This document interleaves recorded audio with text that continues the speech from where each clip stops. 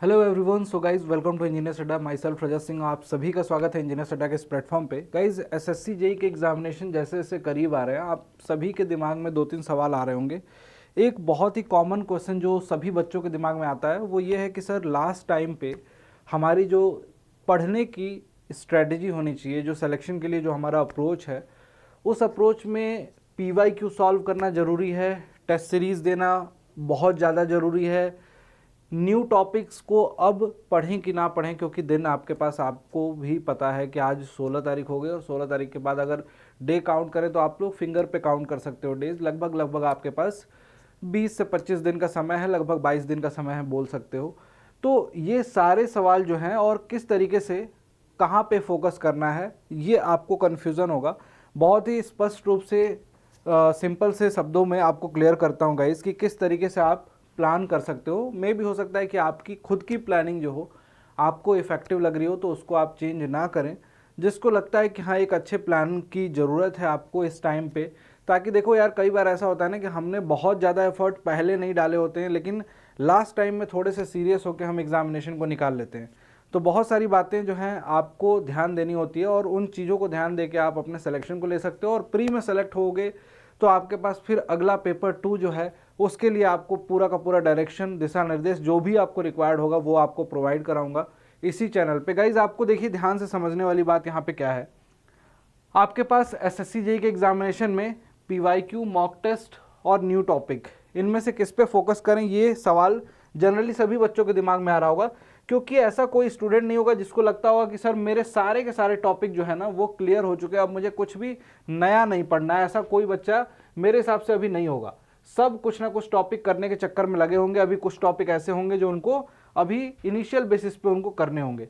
तो जो new topic के चक्कर में जो भी बच्चे हैं ना गाइज, मैं आप सभी को बोलूँगा कि न्यू टॉपिक के लिए आपको कितना समय देना है, अभी भी अगर देना चाहते हो तो न्यू टॉपिक में हार्डली मैं बोलूँगा कि ज़्यादा से ज़्यादा आपको 2 से 3 सब्जेक्ट,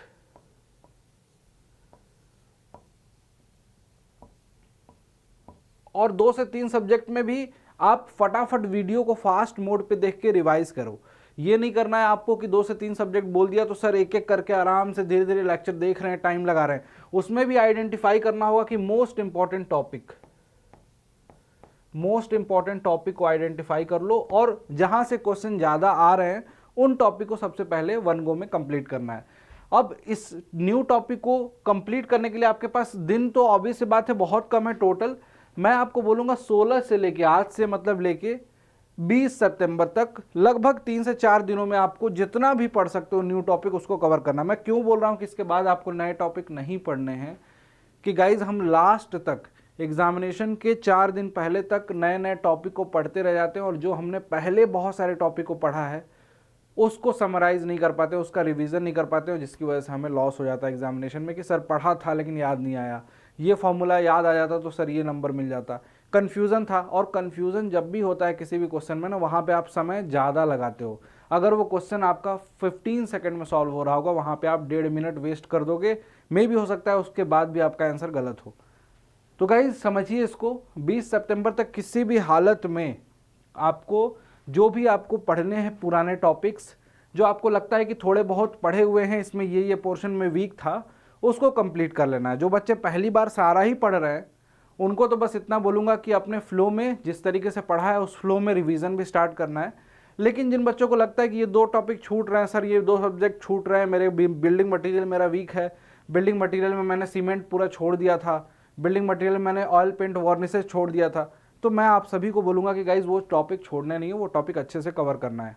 ठीक है, तो न्यू टॉपिक आपको कहाँ से, जैसे कुछ बच्चों के पास क्या होगा कि इंजीनियर अड्डा पे जो एप्लीकेशन पैड है 24/7 का एप्लीकेशन है उसमें महापैक बहुत सारे बच्चों के पास होगा। अगर आपकी ब्रांच सिविल है तो सिविल इंजीनियरिंग का महापैक, उसमें ना सारी ही क्लासेस अवेलेबल है। जैसे फॉर एग्जांपल मान लो बिल्डिंग मटेरियल आपका वीक है, आरसीसी वीक है, आरसीसी को उठाया, जो टॉपिक वीक है उस टॉपिक की वीडियो को फटाफट 2x मोड पे करके आपने निपटा लिया। और ये सारे कोर्सेज के बारे में आपको पता होता है, ये अवेलेबल है 24/7 के एप्लीकेशन पे। कोई सा भी कोर्स किसी भी एस्पिरेंट को किसी भी टाइम चाहिए होगा, 2023 के एग्जामिनेशन में, इसके CBT 2 में, 2024 के एग्जामिनेशन में, हर जगह हेल्प करेगा। ये महापैक आपके पास रहेगा, इसमें सारी वीडियो रहेंगी, जो लाइव बैचेस आएंगे वो भी रहते हैं और जो अपकमिंग आने वाले बैचेस हैं वो भी इसमें इंक्लूडेड मिलेंगे।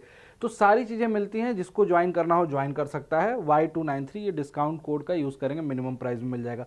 चलिए रही बात अब इसके बाद 21 सितंबर से, 20 सितंबर के बाद 21 सितंबर से हमारी क्या स्टडी होनी चाहिए 30 सितंबर तक। यहाँ पे मैं आप सभी को बोलूँगा ना गाइज कि मॉक टेस्ट पे फोकस करना है। मॉक टेस्ट बिल्कुल लास्ट के दिनों में, कुछ बच्चे सोचते हैं कि लास्ट के 10 दिनों में करूँगा।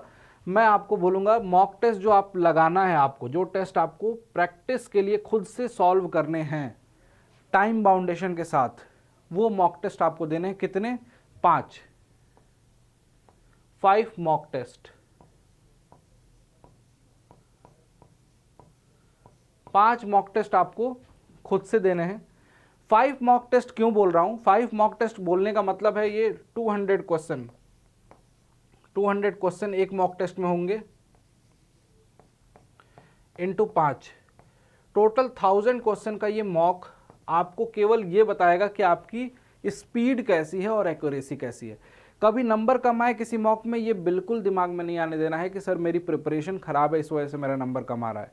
ठीक है, मॉक टेस्ट केवल स्पीड एंड एक्यूरेसी, गलतियां कितनी हो रही है। तुमने 50 किए 100 में से, तो 100 में से 50 किए तो भाई 50 में से तुम्हारे 48 सही हैं कि नहीं, या 46 सही हैं कि नहीं। कहीं ऐसा तो नहीं 50 कर रहे हो और इसमें तुम्हारे केवल 30 सही हो रहे हैं, ये दिक्कत की बात है।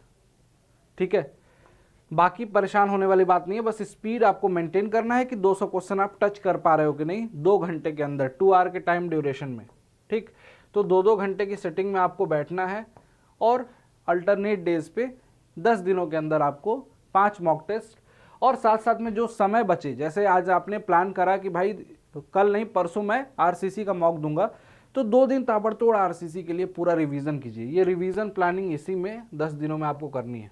ठीक, RCC मॉक में तो सारे ही सब्जेक्ट इनफैक्ट रहेंगे, लेकिन आपने जितना रिवीजन कर सकते हो, सपोज करो कि 2 दिन में आप 3 सब्जेक्ट रिवाइज कर सकते हो, 3 सब्जेक्ट करो, लेकिन रिवीजन आपका होना चाहिए। जो आपने पढ़े हैं आपके नोट्स होंगे, अपने नोट से रिवाइज करने में ज़्यादा समय नहीं लगता है। रिवीजन में टाइम तब लगता है जब आपके पास ना तो नोट्स रहे, ना शॉर्ट नोट्स रहे, कुछ भी ना रहे, और आप सोच रहे हो कि हर एक चीज़ मैं शुरुआत से लास्ट तक अभी फिर से लिखूंगा और उसको फिर पढ़ूंगा, उसमें टाइम लगेगा। ये काम मत करना, वेस्ट होगा समय। ना तो शॉर्ट नोट्स अब बनाना है आपको, ना ही आपको अब नोट्स बनाने हैं, कुछ नहीं, बस आपको पढ़ना है। तो रिवीजन आपको साथ में लेके चलना है। ये 30 सितंबर तक आपको ये अपने दिमाग में डिसाइड कर लेना है। इसके बाद जो टाइम बचता है 1 अक्टूबर से 8 अक्टूबर तक, इसमें आपको क्या करना है, प्रीवियस ईयर के क्वेश्चन सॉल्व जो कर रहे होगे वो तो करना ही है, उससे रिवीजन करना ही है, और एक्सपेक्टेड क्वेश्चन जो होंगे सीरीज, ये आपको हम यूट्यूब पे कराएंगे। आप लोग खुद से भी अलग अलग बुक के अच्छे क्वेश्चंस की प्रैक्टिस कर सकते हो।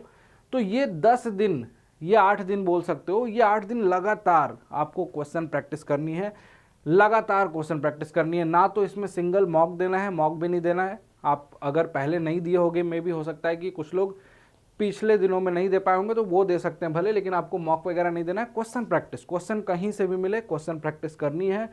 जितना ज़्यादा क्वेश्चन प्रैक्टिस करोगे उतनी प्रोबेबिलिटी आपकी ज़्यादा होगी सिलेक्शन की। ये फंडा होता है जेई का। ये कोई कहे कि जेई एग्जामिनेशन में केवल कंसेप्ट पढ़ के गया और सिलेक्शन हो गया, कोई क्वेश्चन प्रैक्टिस नहीं किया, ये बहुत ही नेक्स्ट टू इम्पॉसिबल बात है। ठीक है, आपको जेई एग्जामिनेशन में क्वेश्चन प्रैक्टिस की बहुत ज़्यादा नीड होती है।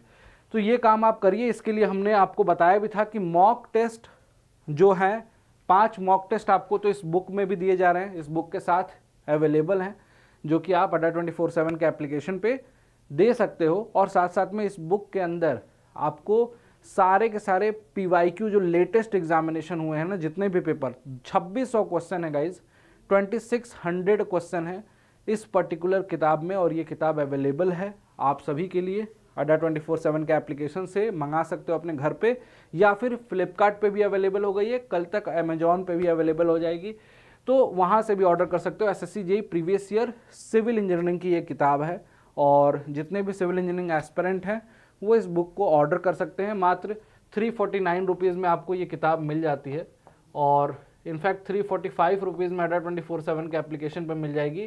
कूपन कोड आप यूज़ करेंगे Y293S, ये S जरूर लगाइएगा। इसको लगाने के बाद ये किताब जो है आपको मिनिमम प्राइस में आपके एड्रेस पर डिलीवर हो जाती है।